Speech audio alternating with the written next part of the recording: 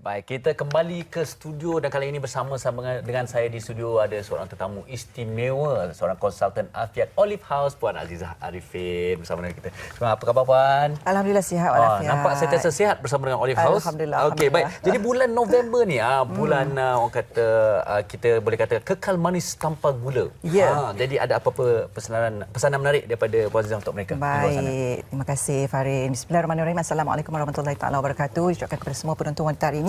Dan sebagaimana yang disebut oleh Farin tadi, bulan November sebagaimana kita tahu adalah bulan kesedaran tentang diabetes atau penyakit kencing manis, dan tanggal 14 hari bulan November adalah tarikh di mana seluruh dunia mengambil manfaat untuk cakna tentang penyakit diabetes ataupun penyakit kencing manis ini. Dan lebih-lebih lagi kepada golongan wanita khususnya di luar sana, anda perlu cakna bahawa seiring dengan peningkatan usia, seawal usia 40-an dan sekiranya ada berlebihan berat badan, itu maksudnya anda mempunyai risiko untuk mendapat penyakit diabetes ini. Sebab itu kita digalakkan sangat-sangat untuk melakukan pemeriksaan secara berkala dan juga mengamalkan gaya hidup afiat. Okey, gaya hidup afiat itu satu yang menarik untuk kita huraikan lagi. Jadi mungkin Puan boleh huraikan dengan lebih lanjut. Baik, gaya hidup afiat ini sebenarnya merujuk kepada kehidupan kita secara keseluruhan untuk lebih sihat. Jadi holistik sebenarnya. Jadi ia merangkumi gaya pemakanan kita secara sihat dan juga seimbang, senaman, dan juga kita punya kesihatan rohani kita, dan juga apa yang perlu kita tekankan dalam aspek pemakanan sihat ni sebagai ibu bapa, sebab kalau kita lihat di Malaysia ni terdapat lebih kurang 3.5 juta penghidap diabetes. Sebab apa kadarnya begitu tinggi? Sebab masyarakat kita banyak ambil gula dan juga lemak tepu, dan ini menyumbang kepada peningkatan risiko diabetes. Jadi kita sebagai ibu lah kan, wanita di luar sana, jadi kita perlu fokus kepada pemakanan sihat dan juga seimbang untuk mengurangkan risiko diabetes tadi. Caranya adalah dengan kita mengamalkan pemakanan yang sihat dan seimbang.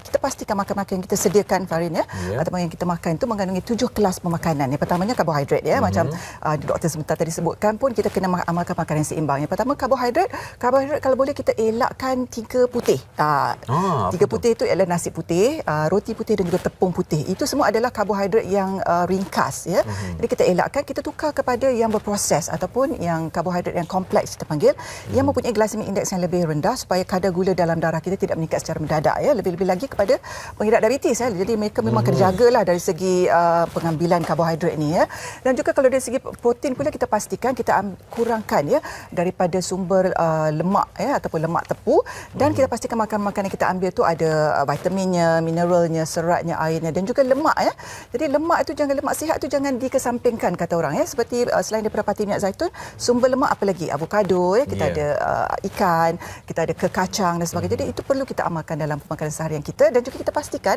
makanan-makanan kita makan tu kita lebihkan sayur-sayuran, ulam-ulaman berbanding dengan buah-buahan, dan kita pastikan kita elakkan makanan-makanan yang bergoreng, Farin. Memanglah sedap, apa tu, ikan goreng, ayam goreng dan sebagainya, tapi kita tukar, sekali-sekala tukar cara kepada steam dan kepada grill dan sebagainya untuk lebih sihat. Farin mesti tahu ni kan, sebab pergi gym kan.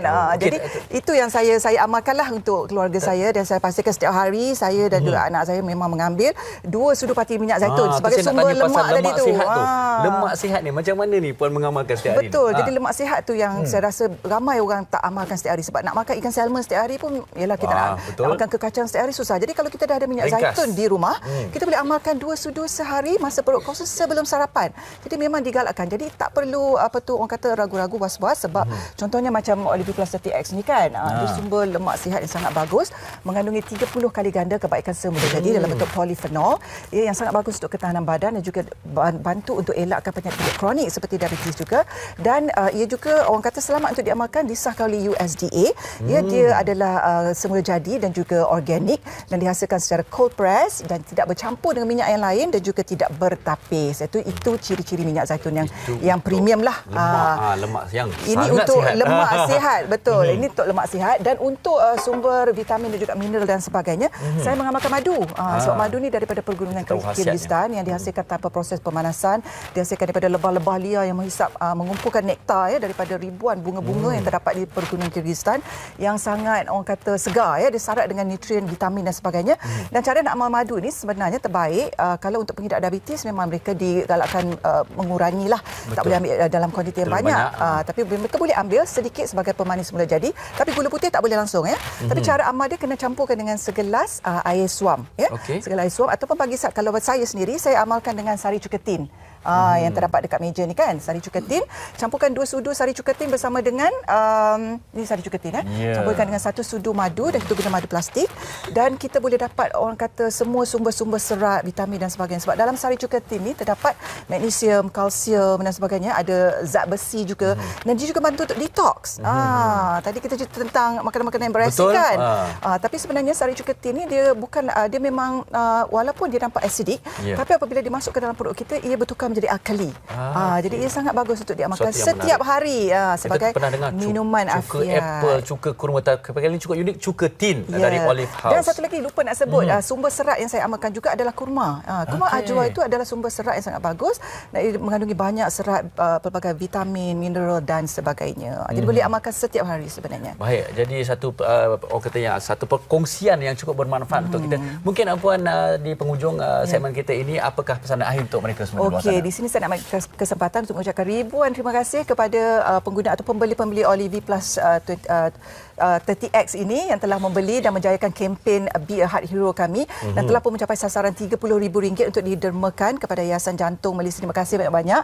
Dan juga kita ada promosi sekarang ini, promosi madu Kyrgyzstan bersama dengan kurma ajwa. Setiap pembelian sebotol kurma madu Kyrgyzstan, anda boleh mendapatkan kurma ajwa pada harga RM10, ataupun beli sekotak yang macam ni boleh dapat percuma